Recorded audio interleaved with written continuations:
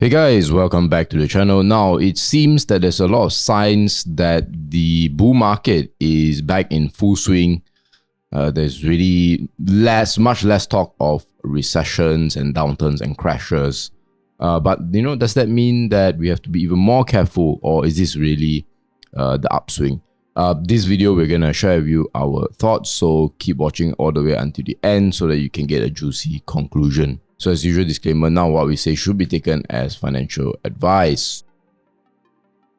So in Malaysia, there are a few companies in this 2023 where there has been pretty decent catalysts and some surprises. Yep. So to start off with, we have the cement company. So the two companies is Hume Industries and Malaysian Cement.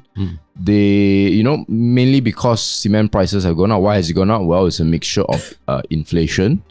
And cement prices are actually a leading indicator for the construction industry. Actually, when we read later on, I believe somewhere in July maybe, you will see a lot of property companies and counters actually went up. Yeah. So they tend to follow cement prices. Why? It's very simple, right? If, let's say, a company wants to build something, they have to buy cement, right? Yes, so when they bid the price of, they buy more cement, then the price of cement goes up. Yeah, and if you look at their latest quarterlies for Humid and at Malaysian Cement, right?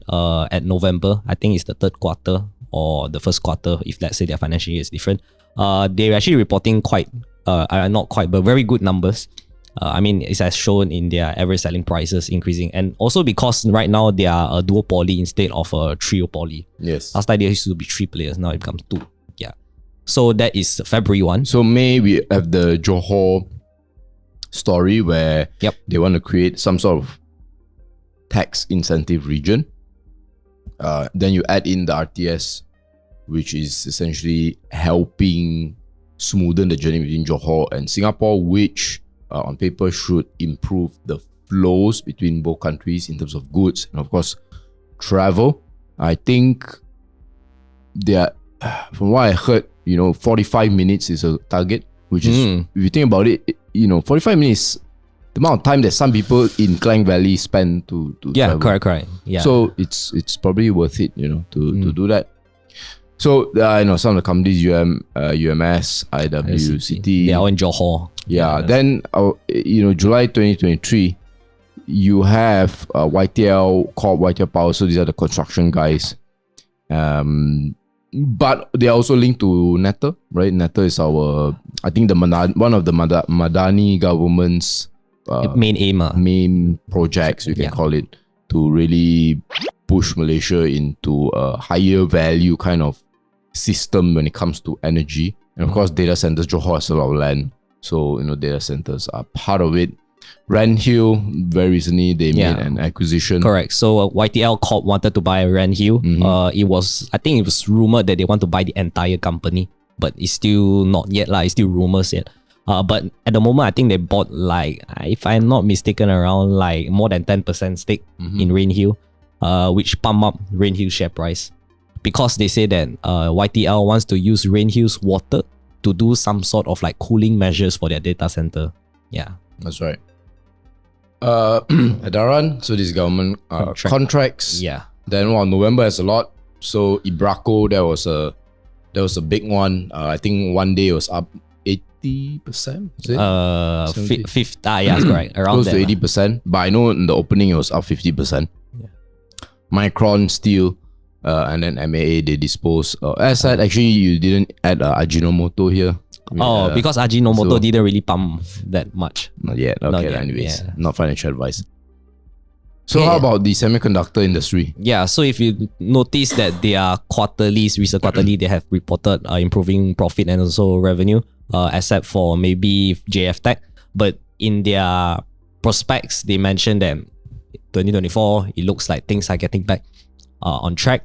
So maybe we may see some semicon recovery, but it's not for all players because TT Vision recently announced quite a bad quarter.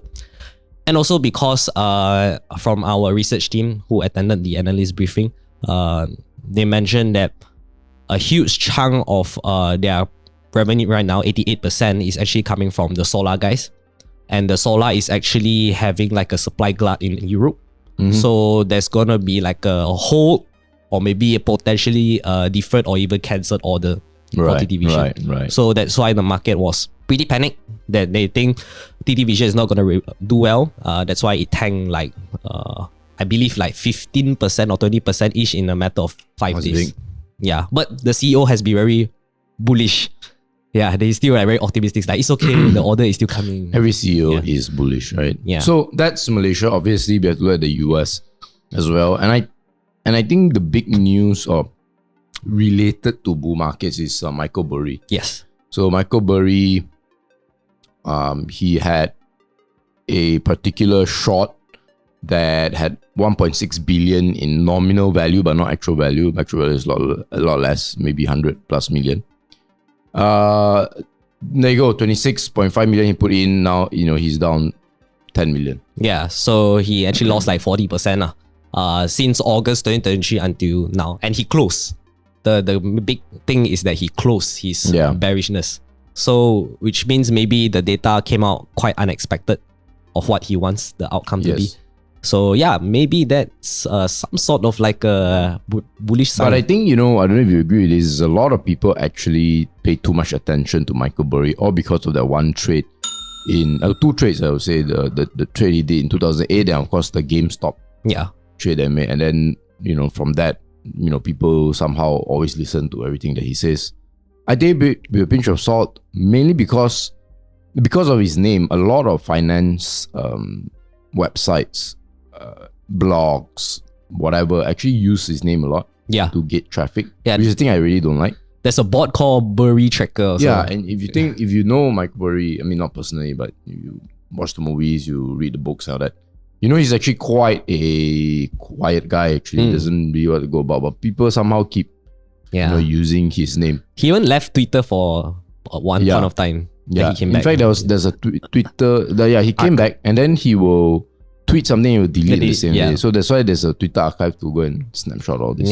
Yeah. So you have that, and the other news that has a reverse is actually, I don't know if you know of this famous short selling hedge fund manager called Jim Chanos. I heard about that. So recently he actually closed his fund. Now this guy has always been bearish, right? And so a lot of people are thinking the opposite to this, which is if Jim Chanos closed down his fund, that is probably the top. Oh, okay. Because he's always short, right? And so if one of the best short sellers of all time is suffering and he has to close the fund, some people say, it means the bull market is really here. But the alternative view is, well, if he is suffering and all that, maybe it's the top. Yeah. Right? Maybe it's the top. So yeah, anyways, and in terms of inflation, the US, inflations. Yeah, so they came out quite unexpected. Also, it was 0.1% below than the expectation. And as you can see, US stock and bond quickly rallied after the news came out. So in general, the market has been very bullish about this thing. And maybe they potentially see the Fed maybe wants to not increase rates anymore. Yeah, but the risk is that, right now we have this boycott situation. Yeah, in Malaysia, right? Yeah, and this is a company from Berjaya Food. It has not been said that whether they got removed any workers or whatsoever, but they did say because of that conflict, the boycott conflict, they want to do some of this cost optimization. Usually means, what's the main cost? Sack people. Yeah, exactly. So, but they haven't said anything about it yet, unless the news decided to report it. But it could potentially happen if the business is not doing well. I think it makes sense, right? Yeah. So yeah, all of these boycott situations is making things quite difficult. Yeah, I think it's going to be temporary. Yeah. Because at the end of the day, there is really no replacement. I think it's going to be temporary. Everybody's going to come back into it. Yeah. Okay, so final comment is the boycott situation impact on the business are definitely temporary effect. It's going to impact them. And also there may be a potential layoff because of this big boycott. Not only just Starbucks, there's a whole ton of lists if you just go through the website that you know already. And if you notice, the top stock that is actually rally is all coming from small cap stock. So potentially means maybe the fund house are paying more attention into small caps. Maybe our research team also got share with us.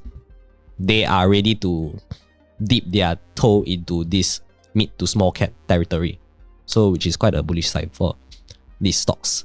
Yeah. Well, there you have it, guys. That is our thoughts on a potential bull market. I would say we are leaning towards a little bit bull, just a little bit. We never like to commit to a very specific and certain answer because the market is not specific and it's never certain. Right? You just got to prepare for eventualities rather than predict it. Yeah. But anyways, here are our thoughts. Of course, guys, if you want to get a lot more of these kind of insights, and more importantly, you want to get research reports on companies that shortcut your research journey by a good 90%, then you need to check out FIRL Pro. FIRL Pro is designed for very busy people to find potential investments. We do 2 of these reports minimum every month. And yeah, go check it out. Yeah, these are some of the returns you can see on the video. If you just want to get a sense of what it looks like, you can check out our free sample. We have 3 free reports for you to look. It won't take more than 15 minutes to finish it. Yeah. Right. And of course, if you do decide to sign up, it's actually risk-free because within 10 days after using the program, if you feel like you do not find the program suitable, we have a 100% money back guaranteed. Just send us an email or on Instagram or wherever, just send us a text. Yeah. So yeah, guys, that will be it. And thanks for staying all the way until the end. I hope to see you in the next video. Bye-bye.